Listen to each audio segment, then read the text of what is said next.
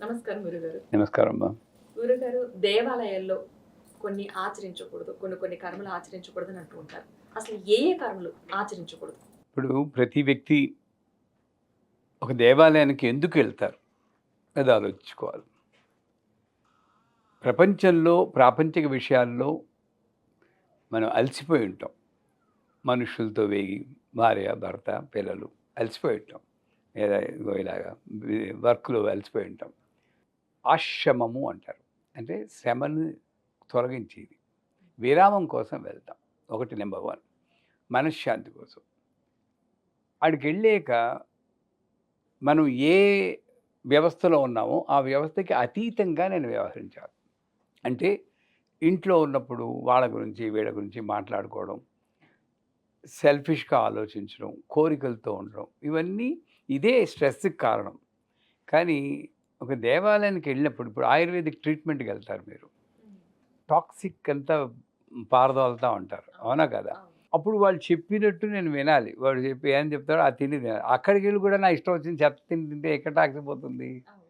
అలాగే దేవాలయాలకి వెళ్ళినప్పుడు కొన్ని పాటిస్తే మనకు ఉపయోగం. పాటించకపోతే ఆవిడ చెప్పించేస్తుందని అలా నేను నమ్మను. ఏమిటి పాటించాలి అంటే నంబర్ 1 అక్కడ దేవాలయంలో ఏమిటంటే మన అవసరం కొద్దీ మనం వెళ్తున్నాం.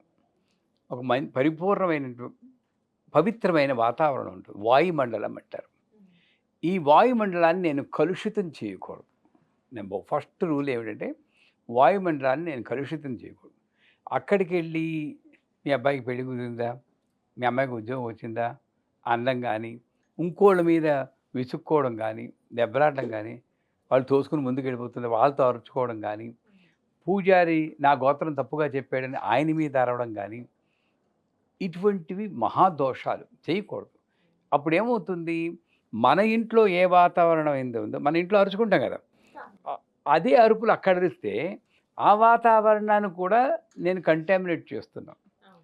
నేను నా వైరస్ పోగొట్టుకోవడానికి అక్కడికెళ్ళి, ఆ వైరస్ అక్కడ అంటిస్తున్నాను. అక్కడ కూడా సేమ్ అయిపోతుంది. అంతే. హ్మ్. అది చాలా తప్పు. అంచేత దేవాలయంకెళ్ళినప్పుడు అందుకే నేను పూజ గదిలో కూడా మా వాళ్ళకి చెప్తాను. మా స్టూడెంట్స్‌కి. పూజ గదిలో ఇంకే విషయాలు మాట్లాడనివ్వకండి అంటాను. ఏదైనా మాట్లాడాలి అమ్మ బయటికొచ్చి మాట్లాడుకుందాం అన్నాం. ఎందుకంటే పూజ గది నా దేవాలయం. అక్కడికొచ్చాక ప్రాపంచిక విషయాలు నేను మాట్లాడకూడదు. హ్మ్. అలాగే దేవాలయానికెళ్ళినప్పుడు ప్రాపంచిక ఆలోచనలు గానీ, ప్రాపంచిక మాటలు గానీ, ప్రాపంచిక కర్మలు గానీ చేయకూడదు. ఈ కొబ్బరికాయ తీసుకున్నప్పుడు ఆ కొబ్బరికాయ ముదురుదా? లేతదా? పచ్చడికి పనికొస్తుందా? శనివారం గదా! అవును. కొబ్బరికాయ పచ్చడి చేసుకోవచ్చని ఈ దృష్టితో ఆలోచించడం. అదెంత అంటే అమ్మవారికి లబికులగడ్డ ఇవ్వాలంటే అదెంతంటే రూ. 100 కొంచెం చీప్‌గా ఉంది ఇవ్వండి. అని ఆ జల్లెడలా ఉంటుంది. అలాంటి ఇది ప్రాపంచిక కర్మలు. ఇటువంటివి చేయకూడదు. నంబర్ 1. నంబర్ 2 ఆ గుడి ప్రాంగణంలో అడుగు పెట్టిన దగ్గర నుండి భగవన్నామ స్మరణ చేయమంటుంది. చిన్నదే పెద్ద పెద్ద మంత్రాలు కాదు. మన తిరుపతికెళ్తాం. ఏడుకొండలవాడ వెంకటరమణ గోవింద గోవింద గోవింద మనస్సులో అనుకోండి. హ్మ్. అందుకే అంటాను ఈ వీఐపీ ఎంట్రన్స్‌లో వెళ్ళే వాళ్ళకన్నా నెత్తి మీద పిల్లల్నెత్తుకొని లేబర్ వస్తూ ఉంటారు. సర్వదర్శనంలో. వాళ్ళు గొప్ప భక్తులనిపిస్తుంది ఒకప్పుడు. ఎందుకంటే ఎప్పుడు గోవింద గోవింద గోవింద అవును. గోవింద అనుకుంటారు. వీళ్ళు వేరే విషయాలు మాట్లాడుకుంటుంటారు. హ్మ్. ఆ నామస్మరణ ముఖ్యం. నెంబర్ 1 లోపలికెళ్ళి. హ్మ్. తర్వాత భగవంతుని దగ్గరికెళ్ళినప్పుడు కళ్ళు తెరుచుకొని చూడాలి. కళ్ళు మూసుకోకూడదు. అవును. అది కరెక్టే. ఎందుకంటే చాలా మంది కళ్ళు మూసేస్తాం ఇట్లా వెంటనే ఆటోమేటిక్‌గా ఇలా. మీరెందుకు వెళ్తున్నారు? ఆయన చూడడం కోసం. అంత భరించలేనన్ని రూపమా ఏంటి? ఇలా కళ్ళు మూసేసుకోవడానికి. అంచేత అక్కడ చూసి స్నాప్‌షాట్ మన అష్టాంగ యోగాల్లో ధారణం తర్వాత సమాధి. ధ్యాన, ధారణ, సమాధి అంటారు. ధారణం అంటే అది తీసుకొని ప్రింటౌట్ తీసుకో స్నాప్‌షాట్ ఎంత బాగా వాళ్ళేమో తోసేస్తారు. అర నిమిషం 5 సెకండ్ల కన్నా ఉంచదు తిరుపతిలో. అవును. జరగాలమ్మా, జరగాలమ్మా, గోవిందా, గోవిందా అంటూ ఉంటారు. హ్మ్. ఇంత గోలలో నేను ఏకాగ్రతతో ఆయన చూడాలి. అక్కడ కళ్ళు మూసుకోకూడదు. ఇతర చింతనలేవియూ లేక అని అంటుంది. నంబర్ 1. ఇంకోటి మూడోదేంటంటే దేవాలయానికి అడుగు పెట్టాక ఎంత ఎక్కువ సేపు అక్కడుంటే నాకు అంత మంచిది అన్న భావనలో ఉండాలి గానీ, త్వరగా ఏదో పనైపోయిందన్నట్టు పరిగెత్తుకొచ్చేస్తూ ఉంటారు మీరు. మీరు తిరుపతి ఎళ్లారా? వెళ్ళినప్పుడు చూడండి వాళ్ళు గేటు తెరవగానే ఏమిటో లైన్‌లో వెళ్ళకుండా పరుగును ఒలింపిక్ రేస్‌లో పరిగెడుతున్నారు. పెద్దవాళ్ళు, చిన్నవాళ్ళు అందరికీ చదువుకున్న వాళ్ళు. ఎందుకొచ్చిందండి అంత పరుగు? అందరికీ దర్శనం అవుతుంది. ఈ మహత్ ప్రదేశంలో నేను ఎక్కువ సేపు ఉండగలిగే భాగ్యం నాకు ఇస్తాడని మెల్లిగా నడవాల్సింది పోయి, తోసేసుకొని. ఆ లైన్‌లో ఉన్న వాళ్ళందరికీ దర్శనం దొరుకుతుంది. అది గ్యారంటీ. కానీ మెల్లిగా నడవకుండా పరుగు పెడతాం. పరుగు ఉండకూడదు. ప్రదక్షిణ చేసేటప్పుడు కూడా నామస్మరణ చేసుకుంటూ ప్రదక్షిణ చేయాలి. తర్వాత చివరగా మీరు కూర్చోవాలి. ఒక కాసేపు కూర్చోవాలంటారు. అక్కడ ఏం చేయాలి? అక్కడ కూర్చుని మామూలు విషయాలు మాట్లాడకుండా ధ్యానం చేయబడుతుంది. వీళ్ళేం చేస్తారు? ఒకసారి ఇలా మోపేసి లేచి వెళ్ళిపోతూ ఉంటారు. అవునా కదా? ఎందుకంటే అలా కూర్చోకపోతే ఏదో పాపం అనుకోని. కూర్చోమనన్నారు అన్నట్టుగా అట్లా కూర్చొని లేచి వెళ్ళిపోవడం. ఎవడికి ఉద్ధరింపది? సరిగ్గా కూర్చుని, కళ్ళు మూసుకొని, ఇందాక తీసుకొచ్చిన ఆ పిక్చర్‌ని నేను చూసుకొని, నీ ఇష్టం శ్రేయకాంతాయ కళ్యాణిదే లేదా లక్ష్మీ నీ శ్లోకం అక్కడ ఎవరు తోయడుగా మిమ్మల్ని. వాడు తోసేసేయడని కంప్లెయింట్ చేయడం కన్నా, ఇక్కడ కూర్చొని జపం చేసుకోవచ్చుగా. నేను తిరుపతి వెళ్ళినప్పుడల్లా అలా వెళ్ళి విమాన వెంకట స్వామి అక్కడ కోసం కూర్చుంటాను. తర్వాత యోగలక్ష్మి అక్కడ కూర్చుంటాం. ఎంతసేపు ఉండగలిగితే అంత మంచిది. ప్రసాదం గానీ, హారతి గానీ అద్దుకునేటప్పుడు భక్తితో అద్దుకోవాలి. ఇలా అద్దుకోకూడదు. హారతికి మీరు దగ్గరగా వెళ్ళా గానీ, అది వస్తుంది కదా అని దూరంగా నిల్చోకూడదు. ఇప్పుడు లైన్‌లో ఉంటే పర్లేదు, నిల్చుంటారు. అక్కడెక్కడో ఉంటారు, లైన్ ఏమి ఉండదు. మీరు కొంచెం అడుగు ముందుకెళ్ళి భగవంతుని హారతి కదా! రక్షాం ధారయామిని ఈ 2 చేతులు పెట్టి ఆ హీట్‌ని ట్రాన్స్‌ఫర్ చేసుకోవాలి.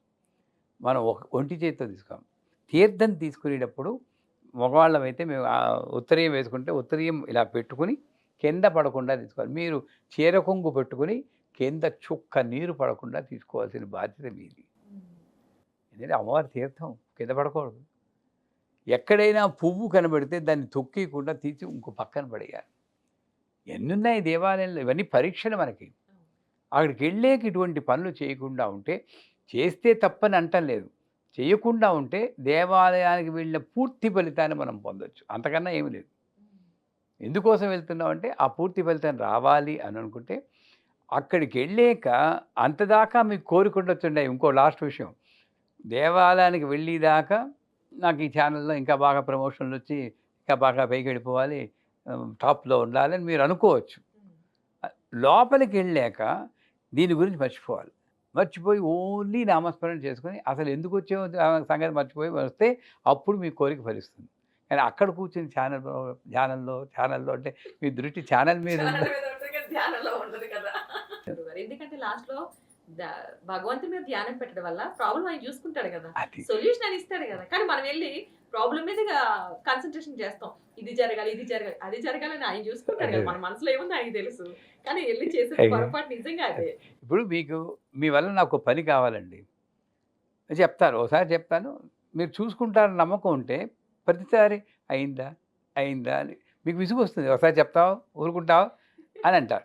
మనం చేసే పని కూడా ఒకసారి భవానీ భావనాగమ్య భవారణ్యకుటారిక. భవాని అంటే భకార శబ్దం పలకడానికి ముందే నీ కోరిక తీర్చే గొప్ప తల్లి లలితా పరమేశ్వరి. ఎంత గొప్పది! నువ్వు కోరిక చెప్పక్కర్లేదు.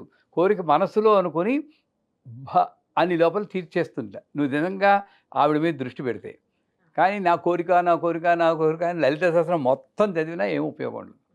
అంచేత ఇది చివరగా మన సమస్యల్ని అక్కడ మళ్ళీ గుర్తు తెచ్చుకోకుండా తదేక ధ్యానంతో ఉంటే పూర్తి ఫలితాన్ని పొందొచ్చు. అద్భుతం గురుగారు. నిజంగా. ఎందుకంటే మనం వెళ్లి చూసినప్పుడు కొంతవరకే అంటే ప్రతి దాంట్లో ధ్యాస పెట్టకూడదన్నది ఒకటి చాలా వాల్యుబుల్. ఇంకొకటి వెళ్ళిన తర్వాత మనం దేవుని నామస్మరణ చేయాలి. ఏ గుడికెళ్ళామో ఆ దేవుని స్మరించుకోవటం వల్ల పుణ్యం. రెండోది మన కోరిక ఆయనకి తెలుసు కదా! దేని నిమిత్తం వచ్చినోళ్ళు మనకి తెలుసు, ఆయనకి తెలుసు. రప్పించుకున్న ఆయనకి తెలియదేంటి మనం ఎందుకు వచ్చాం అన్నది. సో చాలా వాల్యుబుల్ ఇన్ఫర్మేషన్ దీనికి సంబంధించి. ఎవరైతే గుడికి వెళ్తారో ఏమేం చేయకూడదో, ఏమేం చేయాలో కూడా చెప్పారు. ఇంకొక విషయం మర్చిపోయాను నేను చెప్పడం. అర్చన చేయిస్తారు కదా! నేను గుళ్ళల్లో గమనించాను. ఓటర్ లిస్ట్ చదువుతారు వాళ్ళు. ఫ్యామిలీలో మొత్తం అశ్విని నక్షత్రం, సుబ్బారావు అనవస్యం, మేషరాశి, వాళ్ళు ఇంకోళ్ళు వానమామలు, అది నువ్వు ఇచ్చేదో ₹10 అర్చన టికెట్టు. అంత అవసరమా? ఏదో ఒక యజమాని పేరు చెప్పి సకుటుంబస్య అంటే పోతుంది కదా! అంటే నీ దృష్టి ఏమిటి? ఈ ఓటర్ లిస్ట్ మీద ఉంది కానీ భగవంతుని మీద లేదు.